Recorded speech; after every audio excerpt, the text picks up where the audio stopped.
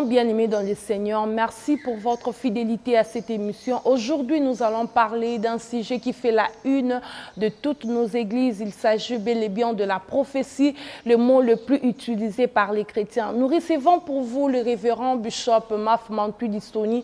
Il est pasteur visionnaire de l'église selon le cœur de Dieu, avec qui nous allons nous entretenir sur ce sujet. Bonjour Bishop. Bonjour Maman Verdina. Merci d'avoir accepté à notre invitation. Merci, la joie est partagée. Ok, aujourd'hui nous parlons de la prophétie. Permettez-moi de le dire, le mot le plus utilisé par les chrétiens, voire même les mots les plus aimés par les chrétiens. Nous voulons savoir, bibliquement parlant, qu'est-ce la prophétie? Merci déjà pour nous avoir associés dans cette émission. Deuxièmement, des choses, nous pensons que c'est le mot le plus aimé. Par les chrétiens surtout. Oui, c'est normal parce que lorsque Dieu communique sa pensée, ça ne peut que réjouir son peuple. Je suis content parce que nous aurons suffisamment du temps de pouvoir discuter sur ce qu'on attend par la prophétie biblique. Je souhaiterais que les gens qui sont en train de nous suivre arrivent à se faire une idée claire sur la prophétie. Qu'est-ce qu'on entend par la prophétie? Je vais inviter les amis à lire ou à comprendre, même à écrire. Qu'est-ce que la Bible attend par prophétie? La prophétie, d'une manière générale, c'est transmettre fidèlement la pensée de Dieu à son peuple. Lorsqu'on dit prophétiser, ça se dit fait de transmettre fidèlement ce que tu as reçu de la part du Seigneur à son peuple. C'est ça, ce qu'on dit, ce qu'on appelle prophétiser. Mais c'est quoi alors la prophétie? La prophétie, je vais aider les amis qui sont en train de nous suivre, c'est une communication inspirée par l'Esprit de Dieu et exprimée par celui qui la reçoit. C'est une communication inspirée de la part du Seigneur. Vous voyez? Que la personne qui reçoit communique ou transmet fidèlement.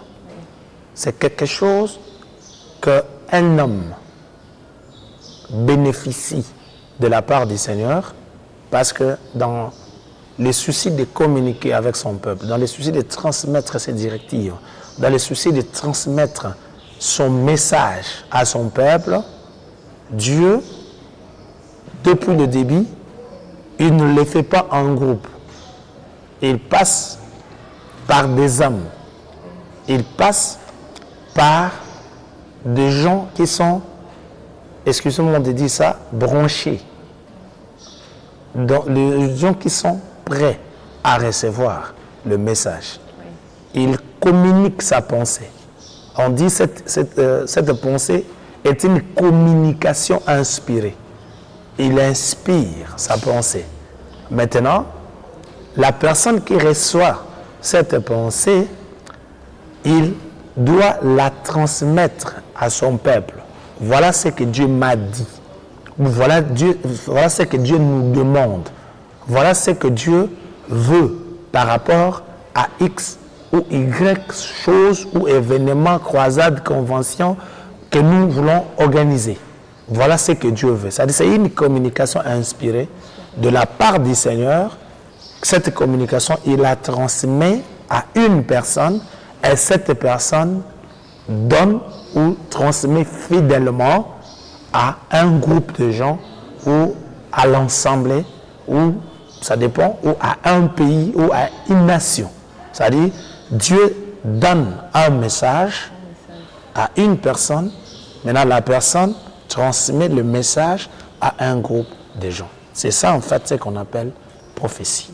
Ok, merci Bishop. Selon Ephésiens 4, 11, y a-t-il une différence entre la prophétie comme ministère et la prophétie comme don? Gloire au Seigneur. Déjà, c'est la partie qui n'est toujours pas comprise. La plupart des gens pensent que exercer un ministère prophétique, je voulais même dire ministère de prophète, est la même chose qu'exercer les dons de la prophétie. Je veux que les gens qui sont en train de nous suivre arrivent à comprendre. Il y a deux choses. Il y a ce que nous appelons le ministère prophétique ou le ministère des prophètes et les dons de la prophétie. Le ministère, c'est une personne. Quelqu'un que Dieu a choisi pour qu'il puisse exercer le ministère de prophète. Comme vous les connaissez, si vous ne les connaissez pas, je vais vous expliquer. En réalité, le Père nous a donné le Christ. C'est une personne. Et le Christ nous a donné les 5 ministères, 2 personnes. Le Christ, le Père nous a donné le Christ, une personne qui est venue ici sur cette terre. Il a accepté de mourir pour nous. Mais lui aussi, dans les soucis de léguer, dans les soucis d'édification, dans les soucis de la formation, il a donné des hommes comme pasteurs, comme évangélistes, comme docteurs, comme apôtres, comme prophètes. Ce sont des personnes qui exercent le ministère de la parole. C'est ça en fait là où il y a la différence. Ces 5 personnes exercent le ministère de la parole. Vous voyez? Ils peuvent aussi bénéficier des dons de prophétie, que ce soit pasteur, que ce soit apôtre, que ce soit docteur, évangéliste et prophète. Ils peuvent aussi bénéficier des dons de prophétie. Mais au premier regard, ils ne sont pas, en fait, le prophète dont je parle ici n'est pas la personne qui incarne les dons de prophétie. Parce que les dons de prophétie, c'est autre chose. Les dons de prophétie, ce n'est pas le Christ qui les donne. Le Père, c'est le Saint-Esprit qui les donne. Les dons de prophétie n'est pas donnés ou ne sont pas donnés par le Christ. Le Christ nous a donné des hommes. Tandis que les dons de prophétie nous a été donnés par le Saint-Esprit. C'est le Saint-Esprit qui donne. Il peut les donner. Il peut donner ses dons à un pasteur, à un évangéliste, à un docteur, à un prophète. Il peut le faire à un apôtre. Il peut donner n'importe quel don que lui pense donner. C'est pour cela, par moment, dans l'Église, les gens pensent que celui qui est censé prophétiser doit être d'abord un prophète. Oh non. Non. Parce que le ministère prophétique, le ministère des prophètes, parce que je sais pourquoi je insiste sur le ministère prophétique et le ministère des prophètes. Le ministère des prophètes n'est pas le ministère qui incarne les dons prophétiques, mais c'est le ministère de la parole. Ça change. Tandis que les dons de la prophétie, c'est les dons que le Saint-Esprit donne à tous ceux qui peuvent en bénéficier. Soit un prophète, parce qu'il y a aussi des prophètes, il est prophète de ministère, il a le ministère de prophète et il a aussi les dons de la prophétie. S'il vous plaît, Bishop, toujours par rapport à votre réponse, en vous entendant parler, j'ai souligné quelque chose. Est-il possible d'avoir les dons de la prophétie et de ne pas être prophète? Oui, parce que tous nos enfants qui sont des équipiers, qui prophétisent, ne sont pas des prophètes, ils n'ont pas de ministère de prophète. Vous comprenez? C'est-à-dire, le cas aujourd'hui dans notre société, une personne, si déjà il a ces dons-là de la prophétie directement, il se voit déjà prophète. Bon, c'est une erreur. C'est une erreur. Ou c'est aussi le manque d'information. ou le manque de formation. Vous voyez? Parce qu'on les voit, même aujourd'hui. La plupart des prophètes, regardez juste la plupart des prophètes que nous avons, sans avoir l'idée de le déranger. Regardez. Oui. Vous allez vous rendre compte que vraiment, au moins 40% ne savent même pas prêcher. Et c'est dû à quoi? En fait, le problème est qu'ils se trompent du fait d'avoir les dons de prophétie. Ils pensent qu'ils sont prophètes des ministères. Vous voyez? Parce qu'ils ont en fait les dons de prophétie. Maintenant, pour eux, ils pensent que du fait que tu as les dons de prophétie, tu es forcément prophète de ministère, bien entendu. Vous voyez déjà? Oui. Or, le ministère de la parole n'est pas donné à tout le monde. Le ministère de la parole nous a été donné par Christ. Le prophète, c'est lui qui établit des pasteurs, c'est lui qui établit des prophètes, c'est lui qui établit des apôtres, c'est lui qui établit des docteurs, c'est lui qui établit les évangélistes. Eux, ils ont bénéficié du ministère de la parole. D'abord la parole, ils prêchent, ils enseignent, ils édifient le peuple. Là, ça change tout. Il est prophète de ministère, il peut ou ne pas avoir les dons des prophéties, mais il parle de la part du Seigneur. Il prêche la parole. Mais quand tu as un prophète qui ne vient que pour prophétiser, ils disent même ça. Moi, je n'ai pas beaucoup de temps, je vais beaucoup plus prophétiser. Non. Ici, on t'invite pour prêcher, exercer le ministère prophétique. Vous voyez, ça change tout. C'est pour cela, très souvent, par manque d'information, manque de la formation, ils pensent que du fait d'avoir le don de la prophétie, tu es forcément ministre. Non. Il faudrait que nous arrivions à faire la différence entre le fait d'avoir les dons de la prophétie et exercer le ministère de prophète. Parce que le ministère, c'est le Christ, c'est le Seigneur qui établit le ministre. C'est Jésus qui établit le ministre. Tandis que les dons de prophète, de prophétie, nous a été donnés par le Saint-Esprit et ça peut être donné à n'importe qui. Même aux pasteurs. Même aux pasteurs. Oui, il y a des pasteurs qui ont les dons de prophétie. Il y a des apôtres qui ont des dons de prophétie. Les dons de prophétie n'est pas l'apanage des prophètes.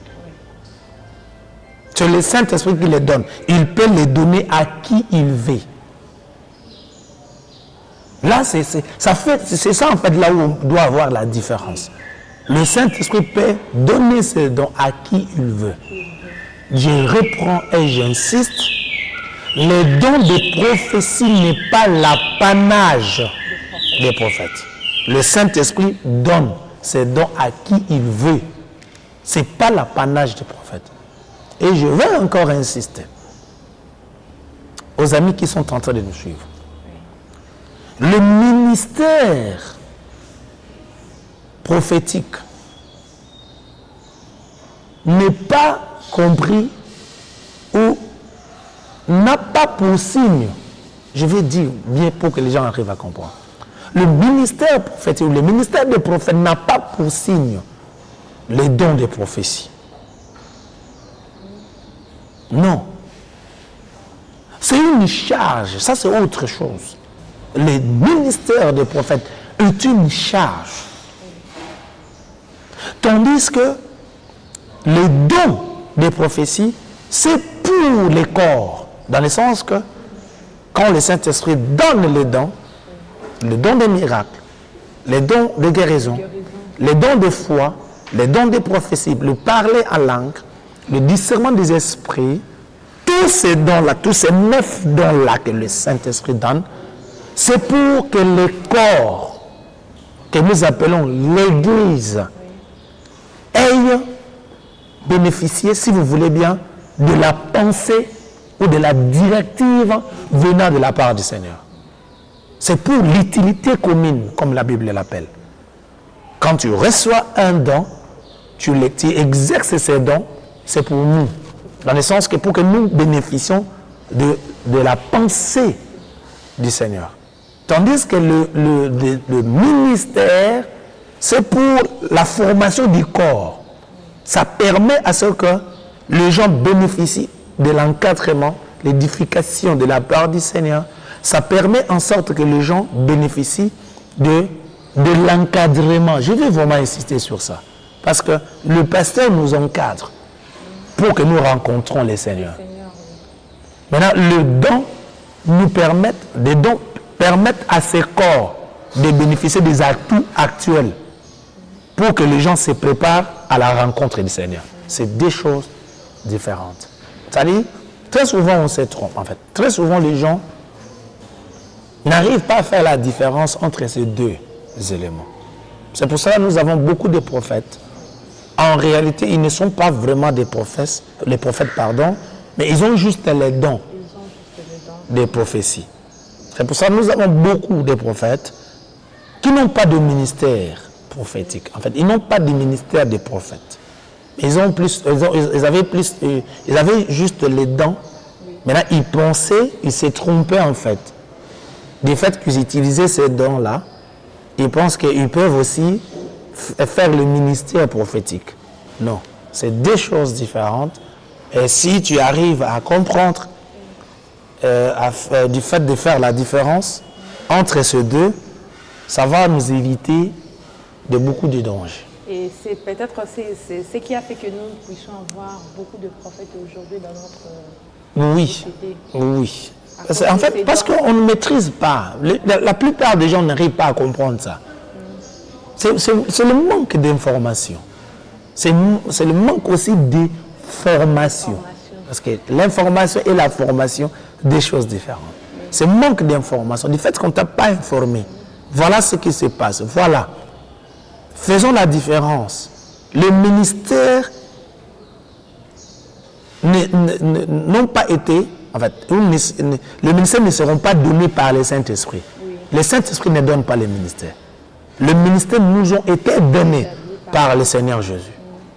Tandis que les dons de prophétie ont été donnés par le Saint-Esprit. Maintenant, dès lors que tu n'arrives pas à comprendre ces deux éléments, tu vas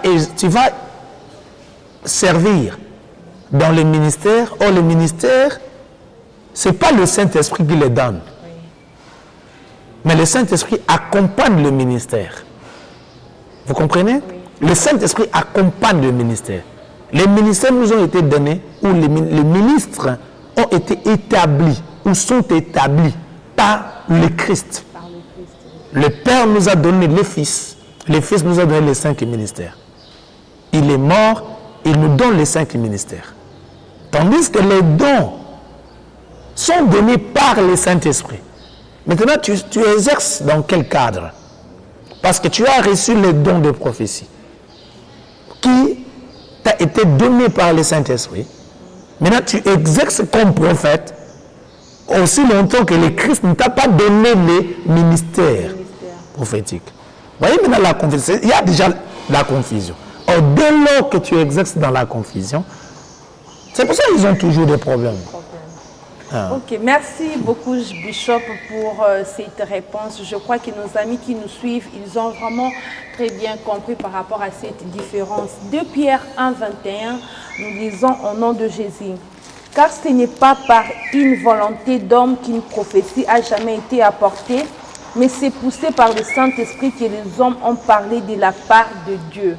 Pasteur, est-ce qu'une prophétie peut-elle venir de l'homme par rapport à ces versets que nous venons de lire? En fait, ici, faisons la part des choses.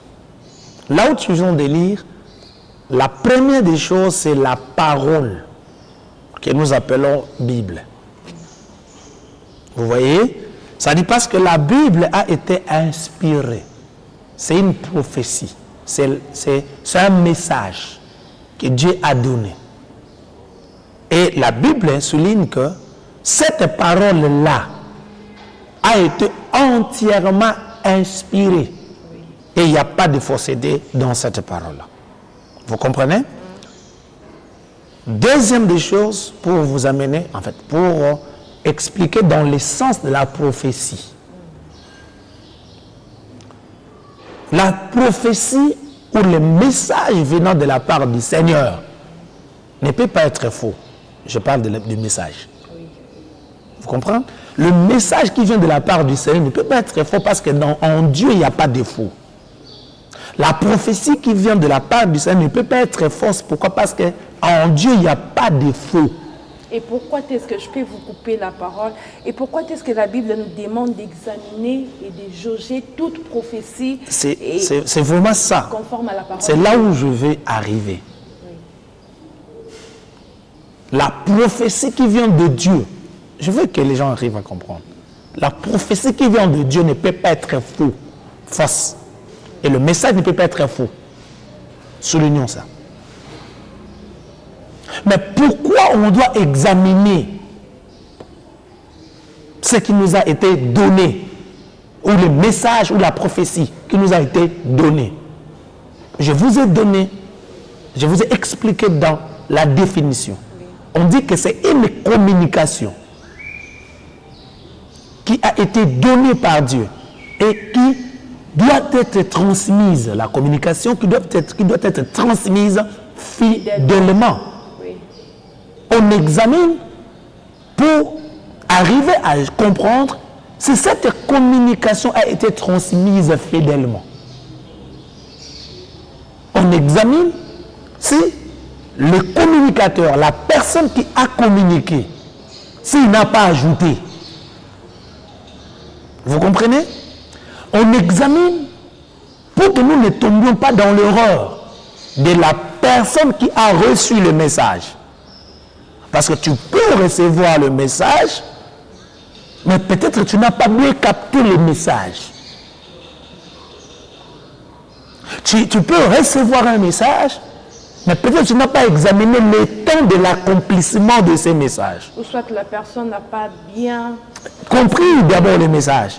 Parce que, attendez, Dieu peut te donner un message, mais il te donne le message qui sera accompli. Soulignons ça. Qui sera accompli dans 10 ans. Je vais insister. Nous avons reçu un message de la part du Seigneur. Ça doit être en 2001 ou 2002. Par rapport à l'accoutrement de jeunes filles de cette génération. Mais c'était en 2001-2002. Si je regarde dans mon agenda, je verrai la date exacte. Donc Dieu vous a révélé déjà. Dieu nous a donné les messages. Voilà ce qui va arriver dans la suite des temps. Vous comprenez? On n'a pas transmis les messages. On n'a pas parlé de ces messages parce qu'on n'avait pas encore la période exacte. Oui. Maintenant, la plupart qui reçoivent des messages, dès lors que toi-même je n'analyse pas bien ces messages, tu peux transmettre un message, tu actualises ou tu contextualises le message dans la période où le message a été donné. Or, ce message ne sera pas accompli dans la période où toi tu griffes ce message. Oui. Tu comprends? Oui. C'est à ce niveau-là qu'on dit d'examiner. C'est ça en fait ce qui dérangeait la plupart des prophètes de l'ancien temps. Qui voyaient le Christ venir, mais ils associaient la venue du Christ à sa gloire. Je sais que le lecteur de la Bible ou les théologiens, en fait, ils vont comprendre facilement. Le prophète de l'ancien temps associait la venue du Christ à sa gloire. Mais il ne voyait pas cette période où nous sommes. Vous comprenez? Parce qu'il voyait le Christ venir, il voyait directement sa gloire. Mais il y avait une période où nous vivons, il ne voyait pas. C'est-à-dire, on doit examiner la prophétie pour arriver à comprendre si cette prophétie a été transmise fidèlement. C'est à ce niveau-là qu'on examine. Mais retenez ça, maman Verdi, non? La prophétie venant de Dieu ne peut pas être fausse. Parce qu'en Dieu, il n'y a pas de fausseté. Il n'y en a pas. S'il vous plaît, Bishop, par rapport toujours à cette question, aujourd'hui, il y a des familles, il y a des parents qui sont des victimes à cause de la prophétie. Ils sont traités de sorciers. Il y a même des enfants de la rue qui se sont chassés de leur maison à cause de la prophétie. Vous dites quoi par rapport à cela? C'est pour cela moi je pense toujours, excusez-moi de dire ça, maman Verdinand, je pense toujours que si tu as vraiment ce don de prophétie, prie pour être sage, prie pour avoir de la sagesse dans la transmission de messages. Parce que vous parlez même de la famille, c'est une bonne chose. Regardez même ce qui se passe. Que quelqu'un donne un message à un monsieur, à une dame, à une maman, à un papa, à un frère, à une sœur, à l'église, lui disant, Dieu m'a dit que tu n'utilises plus ta voiture. Donne-la moi. Comment on peut arriver à ça? Comment vraiment on peut arriver à ça? C'est-à-dire, tu donnes un message à une personne pour qu'elle n'utilise plus sa voiture parce que toi, tu voulais en utiliser. Je ne sais pas comprendre ça. Comment cette voiture-là deviendra dangereuse pour son propriétaire? La voiture n'est pas bonne pour la propriétaire. Vous comprenez déjà? Comment on peut arriver à comprendre ça? Tu viens dans une maison, parce qu'on m'a rapporté cela. Je n'ai pas vérifié, je ne sais pas si c'est vrai. Mais du fait qu'on m'a dit, je peux quand même dire ça, mais prenons cela avec beaucoup de sagesse. Un prophète se rend dans la maison d'un membre de l'église. Il a trouvé une télévision plasma. Le prophète dit non, voilà, Dieu m'a dit, il faut que cette télévision vienne chez moi. Vous comprenez? Ça c'est ridicule. Ça c'est ridicule. Excusez-moi, ça c'est ridicule. On ne peut pas descendre jusqu'à ce niveau. On parle de la part du Seigneur, on associe Dieu, on cite même le nom de Dieu, mais pour des futilités. Si vraiment Dieu a besoin de te donner cette télévision, il n'a pas besoin seulement de prendre la télévision qui se trouve dans la maison qui est d'un membre de l'église. Vous comprenez? Si Dieu vraiment veut te donner une voiture, il n'a pas besoin que cette voiture te soit donnée cette voiture vienne que d'un membre de l'église. C'est ridicule. Vous comprenez? C'est-à-dire, là, à ce niveau-là, on associe Dieu dans des choses qu'il n'est pas. Vous comprenez? C'est-à-dire, ayons de la sagesse. Et soyons spirituels. Excusez-moi vraiment d'insister parce que ça fait très mal par moment. Soyons spirituels. Soit tu parles de ta propre part, n'associe pas Dieu. Si tu as besoin de demander quelque chose, demandez sans pour autant parler de nous, sans pour autant citer même le nom de Dieu trop loin même. Et si vous comprenez? La Bible aussi nous donne les caractéristiques de faux prophètes. Ils sont infidèles, cupides, risés, corrompus, menteurs. Là, si je peux rejoindre votre parole que vous venez de dire par rapport à la voiture, donne-moi cette voiture. Donc, la voiture est bonne pour le prophète. Mais c'est à ce niveau. En fait, moi, je simplifie ça par l'égoïsme. Oui. Donc, tout ce que tu viens de citer, je simplifie ça par l'égoïsme. Quelqu'un qui est égoïste, déjà, dès le départ, il est déjà égoïste, il est cupide. Quand il te voit avec l'argent, la première des choses, il faut créer des rubriques pour que cet argent-là, je le récupère. Là maintenant, ce qui me fait très mal, ça me déchire le cœur qu'on associe Dieu dans des choses terrestres. Excusez-moi vraiment d'insister. Dans des choses, dans des futilités. Dieu n'a pas besoin d'être associé dans des futilités. Parce que c'est pourquoi tu associes son nom. Il est capable de te le donner sans pour autant mentir. C'est pourquoi tu associes son nom faussement, excusez-moi de dire ça, indignement. Il est capable de te le donner sans pour autant mentir. C'est pour cela, ceux qui exercent ces dons, s'il vous plaît, doivent avoir de retenir, doivent développer un esprit de sagesse. Comprendre qu'il y a des choses pour lesquelles on ne peut pas associer Dieu.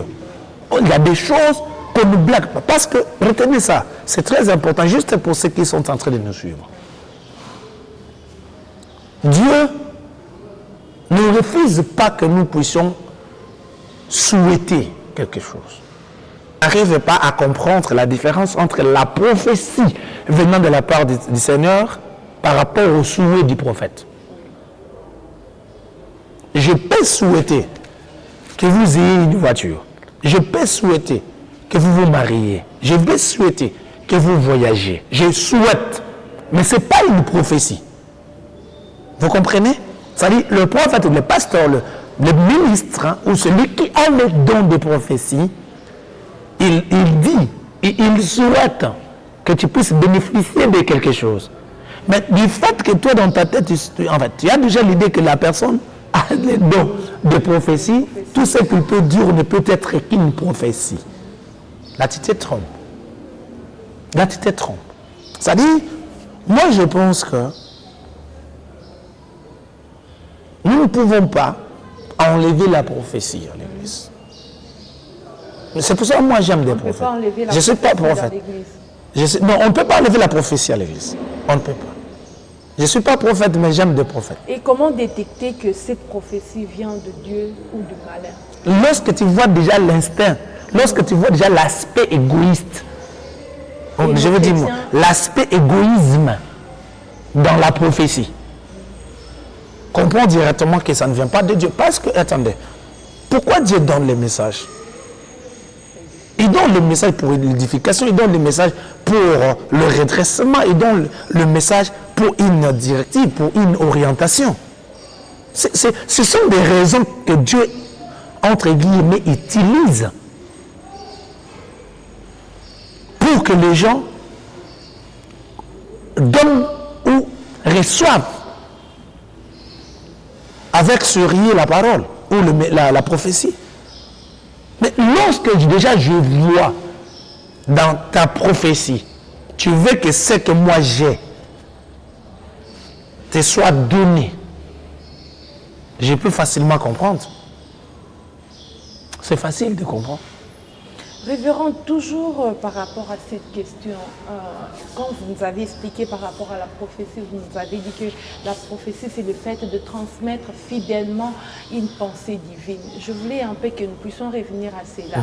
C'est une question que je viens de la poser. Pourquoi une parole qui vient de la part de Dieu peut créer une séparation? Oui, en fait, c'est pas seulement... En fait, comprenez, maman, parce que je sais que c'est... Ça va aider. Je connais des parents qui sont décédés à cause de la prophétie parce qu'ils sont traités des sorciers et ils sont partis. Vous savez quoi, maman? Excusez-moi de vous gêner un peu. Vous savez, même si quelqu'un est sorcier, Dieu n'a pas besoin que les sorciers soient rejetés. En fait, non seulement rejetés, mais que les sorciers soient dénigrés. Que les sorciers perd sa valeur. Pourquoi Dieu souhaiterait que les sorciers perdent sa valeur? Le Dieu d'Israël que nous servons, le Dieu que nous servons, il veut que la personne sorcière revienne à lui, abandonne sa sorcellerie. C'est-à-dire la prophétie à ce niveau-là fera en sorte que, en fait, sera pour que la personne revienne dans le bon chemin. Pourquoi seulement il faut dire à l'enfant de chasser sa maman parce que la maman est sorcière? C'est-à-dire, celui qui donne la prophétie n'est pas capable de guérir le sorcier ou la sorcière. Vous comprenez là où je suis? C'est-à-dire, moi, je pense que la prophétie, même en Israël, quand Dieu donnait la prophétie, c'était pour réprimander, c'était pour enseigner, c'était pour donner des directives, c'était pour donner une voie à suivre, avertir son peuple, donner une voie à suivre. Ok, la personne est ceci, la personne est cela, la personne fait ceci, la personne fait cela. Voilà ce que moi, Dieu, je veux. C'est-à-dire, il donne des orientations. Écoutez, on entend parler de ça. Une personne est venue dans une famille, il a dit je ne sais pas quoi, et la famille est divisée. Il ne dit pas des choses qui peuvent, réconcilier la famille, mais il dit que des choses qui divisent. C'est-à-dire, on n'arrive pas à comprendre ça. C'est pour cela que je vais encore redire. Celui qui a la prophétie, les dons, je parle des dons, celui qui a les dons de prophétie, doit avoir beaucoup de sagesse. Il doit comprendre beaucoup de choses. Parce que, attendez un moment, on dit seulement parole, hein, mais la prophétie peut être une image que Dieu te donne. La prophétie peut être un rêve. La prophétie peut être une pensée. Dieu te donne une pensée. Il te parle, mais en te donnant une pensée. Vous comprenez? Il peut aussi revenir sur des choses que tu as l'habitude de voir. Dieu peut revenir sur des choses que tu as l'habitude de voir. Il peut te donner un message sur des choses que tu es habitué à vivre. Mais il te donne un message à travers ces choses-là. Or, du fait que tu as déjà une idée sur ça, et lui, il te donne une directive, il te donne un message. Tu dois maintenant arriver à faire la différence entre tes propres idées et celles de Dieu. Voilà, vous voyez, à ce niveau-là, si tu n'es pas calé spirituellement, si tu n'as pas, c'est pour cela que je dis toujours, vous savez, excusez-moi maman, le prophète, les dons, ceux qui ont les dons des prophéties. J'ai quand même la chance d'avoir ces dons. Si tu n'associes pas ces dons avec la parole du Seigneur, tu vas te tromper. Tu vas toujours te tromper. Tu vas toujours te tromper. C'est pour ça, celui qui n'a pas la maîtrise de la parole, il a du mal à interpréter la prophétie. C'est pour cela, regardez ce qui se passe. Je vais vous aider. Regardez Joël chapitre 2. Dieu donne une prophétie. Mais Pierre a interprété ça. Pierre a dit, voilà ce que Joël a dit. Maintenant, ceux qui ne connaissent pas la parole pensent que cette prophétie a été accomplie entièrement. Non. Cette prophétie a été accomplie partiellement. Le jour de la Pentecôte a été accompli partiellement. Le jour de la Pentecôte. Or, ça serait accompli entièrement le jour du retour du Seigneur. Vous voyez? Celui qui ne maîtrise pas la parole, celui qui n'a aucune idée de la parole, il est limité. Lorsque tu as ces dons, j'aime les prophètes qui sont vraiment dans la parole. J'aime les amis qui ont les dents de prophétie, qui sont vraiment entrés dans la parole. Parce que si tu es vraiment dans la parole, tu seras équilibré. Parce que c'est parmi les dons qui exposent les gens. Si tu n'es pas dans la parole, si tu n'as pas la maîtrise de la parole, tu seras exposé. Or, déjà, dès lors que tu passes à côté, par une prophétie, par un message que tu as transmis, dès lors que tu passes à côté, cela ne veut pas dire que Dieu ne va plus te parler, non? Dieu reviendra encore, Dieu te parle. Mais le problème c'est quoi? Tu casses la confiance, en fait, tu brises la confiance. Tu déranges les gens parce que tu as dit quelque chose qui s'est avéré fausse. Maintenant, dès lors que les gens ont déjà vu ça, vous voyez, mais quand tu reviendras dire des choses vraies, il y a maintenant une crise de confiance. Vous voyez, il y a une crise de confiance. C'est pour ça qu'il faut être très sage, faire la différence entre les souhaits, faire la différence entre ta propre pensée, faire aussi la différence entre la parole du Seigneur. Et il y a quand même du temps. Par moment, enfin, excusez-moi, c'est juste ce que j'ai remarqué. La plupart sont trop pressés même dans la transmission. Je ne sais pas pourquoi ils sont trop pressés. Dieu te donne un message, analyse. Oui. Dieu te donne un message, réfléchis. Dieu te donne un message, prie pour ça. Cherche de certitude, la certitude. Cherche la certitude dans ce que tu dis. Ouais, soyez conséquent dans ce que tu dis. Réfléchis, prie pour ça. Vous voyez? Parce que ça arrive aussi. En fait, je dis des choses que je vis dans ma vie, que j'ai vécues dans ma vie. Il y a des choses que j'ai expérimentées dans ma vie. Dieu te donne un message, mais il te le donne excusez-moi de dire ça, en bloc. Vous voyez? Il te donne vraiment un message, mais c'est en bloc. Mais quand tu commences à prier pour ça, il t'explique, il te donne des éléments d'une manière détaillée. Voilà ce que j'ai dit, voilà ce que j'ai dit. Voilà. Tu as l'éclaircissement, c'est-à-dire tu peux communiquer facilement. Pourquoi? Parce que tu as tous les éléments sur toi. Okay. Merci Bishop. Nous tendons déjà vers la fin de cette émission. Nous voulons savoir quelle attitude doit avoir un enfant de Dieu face à la prophétie. De prière. Pourquoi je dis ça? Parce que il y a aussi des messages comme ça. Dieu donne un message. Tu transmets aussi ces messages.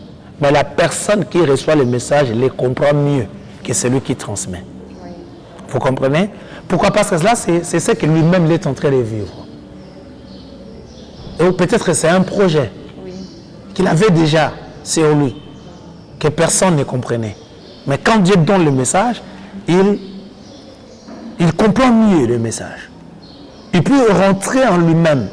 J'ai vécu cela il y a cela 10 ans. Et ce sont des choses que j'ai expérimentées cela 20 ans. Que peut-être que les communicateurs n'avaient pas compréhension. Vous voyez? C'est-à-dire, moi je pense que ne rejetons pas le message de la part du Seigneur. Examinons, prions pour ça. Parce que surtout, c'est ce que j'ai remarqué. Hein. Regardez-moi, c'est ce que j'ai remarqué dans la vie. Quand il donne un message à une personne et que ce message-là, il en a vécu dans son passé, hein, il s'accroche directement à ça. Or, le message ou la prophétie ou le message que Dieu donne n'est pas seulement lié au passé. Ça peut aussi venir, ça peut aussi s'accomplir dans ton avenir ou dans le futur de ta vie. Vous voyez déjà? C'est-à-dire, quand tu reçois le message, analyse. Est-ce que c'est passé? Non. Le présent, je suis en train de l'expérimenter? Non. Ok. Prions maintenant pour que, soit si c'est un bon message, si c'est une bonne prophétie, que tu l'expérimentes dans ton avenir ou dans ton futur. Vous comprenez? Si c'est un mauvais message, priez maintenant pour que ça ne vienne pas. Vous comprenez là où je suis? C'est-à-dire, ça ne peut être... Parce que, attendez aussi, je vais vous aider, maman. Tu peux recevoir un message de la part du Seigneur, mais si tu ne respectes pas le principe ou le directive lié à ce message, lié à cette prophétie, tu ne vas pas le vivre. Vous comprenez ce que je suis en train de dire? Dieu te dit, tu vas voyager. Je donne comme exemple. Dieu te dit que tu vas voyager. Tu ne veux pas te faire un passeport. Tu ne veux pas acheter les billets. Tu ne veux pas solliciter un visa. Tu ne voyages pas. Oui. Vous comprenez? Là, tu ne voyages pas. Ou bien, tu prends ton passeport, tu avais déjà le passeport, on te donne le visa, tu achètes un billet, le jour du voyage, tu brilles le passeport. Et tu viens seulement à la réponse, non, voilà, Dieu m'a dit que je vais voyager. Tu ne voyages pas. Oui. Vous comprenez? C'est-à-dire, il y a des choses à respecter. Oui. Dieu te dit que tu auras un enfant. Tu dois avoir un mari. Oui. Tu dois avoir une femme. Oui. C'est-à-dire, il ne faut pas penser que tu seras à la maison. Tu es là à la maison, tu commences à prier. Après, l'enfant commence à pleurer, Inga, Inga. Non. Vous comprenez? Oui. C'est-à-dire, il y a des choses à respecter. Tu as reçu un message. Dieu te dit que tu vas te marier. Dieu te dit que tu auras un enfant. Dieu te dit, c'est-à-dire, il te donne un message. Mais tu dois avoir un... Vous savez, excusez-moi de chuter même par là. J'étais amené à prier pour une maman qui avait des difficultés de concevoir. Elle avait vraiment des difficultés. Et là, le malheur, de bien d'abord, Dieu a donné un message. Dieu lui a dit que maman, tu auras un enfant. C'est un message que nous avons transmis fidèlement. Après 4 mois, elle n'était toujours pas enceinte. Elle est venue me voir. Elle m'a dit, papa, mais tu m'as donné un message. Mais jusqu'ici, je ne vois rien. Ok, Dieu a donné un message. C'était Dieu qui avait donné ce message. J'ai prodigué des conseils. Après, j'étais maintenant amené à prier pour la maman. Pendant que j'étais en train de prier pour elle, Dieu m'a dit, depuis le jour où tu as donné les messages, elle repousse son mari. Excusez-moi, elle ne s'accouple pas avec son mari. Excusez-moi. Vous comprenez? C'est-à-dire, elle a des problèmes avec son mari. Elle évite son mari, mais elle veut avoir l'enfant. Quand je lui ai dit, maman, voilà ce que Dieu me dit. Oh non, papa, bon, il y avait des soucis. Vous comprenez? Ça ne vient pas. Parce que le canal ou la voie par laquelle l'accomplissement de la prophétie devait venir, elle la repousse. Elle la refuse. Ça ne vient pas. Vous comprenez? C'est-à-dire, Dieu peut te donner un message, mais il faudrait que nous fassions aussi des choses qui marchent, qui devraient, si vous voulez, marcher avec cette prophétie. Dieu te donne un message, tu continues à marcher dans les péchés, tu continues à faire des choses qui déplaisent Dieu. Vous comprenez? Or, Dieu t'a dit de revenir d'abord à lui parce qu'il veut, voilà, faire X ou Y choses dans ta vie. Maintenant, quand tu le repousses, ça ne vient pas. C'est pour cela, il faudrait vraiment que nous arrivions à être très sages. La plupart des gens n'expérimentent pas le message ou la prophétie, la concrétisation de la prophétie. Ils ne vivent pas leur prophétie parce qu'ils s'écartent même du chemin de la prophétie. Ok, merci beaucoup Bishop. Nous tendons déjà vers la fin de cette émission. Juste un petit conseil pour ceux-là qui exercent la prophétie comme ministère et ceux-là qui ont le don de la prophétie. Juste un petit conseil. Oui, merci maman pour la demande. Oui. Moi je pense que c'est aisé, c'est facile même si tu es dans ton champ d'activité. Si tu as un ministère des prophètes, exerce aisément le ministère des prophètes. Si tu n'as pas ces dons-là, ne vous en faites pas. Ce ministère n'est pas lié à ces dons de prophétie. Ce ministère est le ministère de la parole. Prêche la parole, prie, exerce ton ministère aisément, sans pour autant te chercher toi-même des problèmes. Si tu as les dons de prophétie, c'est-à-dire Dieu veut t'utiliser par rapport à ces dons-là. Ne vous en faites pas. Ne te fais pas un prophète parce que tu ne l'es pas. Tu as juste ces dons de prophétie. Exerce aisément ces dons. Et si tu es dans le champ, parce que nous serons couronnés, maman. Oui. Nous serons récompensés. Dieu va nous donner des récompenses. Et il ne va te donner des récompenses que si tu travailles dans ton champ. Hein, si tu t'es fait ce que lui-même, là où lui-même il ne te voit même pas, c'est compliqué. C'est-à-dire, tu vas travailler en vain, hein, parce que tu n'es pas dans ton champ. Ce que chacun de nous se donne de l'importance, par rapport que chacun de nous arrive à s'attribuer, s'il vous plaît, le don ou la partie qu'il a reçue de la part du Seigneur et le rentabilise, le maximise, donner de la valeur à cela. Et nous allons nous rendre compte que chacun sera important, chacun aura de la valeur qu'il devait avoir parce qu'il est dans son champ d'activité. Ok, merci Bishop. Le programme de l'Église. Merci beaucoup. Nous sommes pasteurs. Je suis pasteur de l'Église selon le cœur de Dieu. L'Église selon le cœur de Dieu est sur Guémena, numéro 37, dans la commune de Kassavoubou. Là-bas, nous prions chaque mercredi et vendredi de 16h30 jusqu'à 19h et chaque dimanche, nous prions de 7h jusqu'à 9h30. Et le numéro de téléphone pour ceux-là qui nous ont suivis? Et je peux donner facilement mes deux numéros. J'ai 081 07 07 431 et j'ai 089 72 66 891. Ok, merci Bishop d'avoir encore une fois répondu à notre invitation. Merci beaucoup, maman. Très chers téléspectateurs, nous sommes pratiquement arrivés à la fin de cette émission. C'était votre humble serviteur qui vous a parlé sur la prophétie.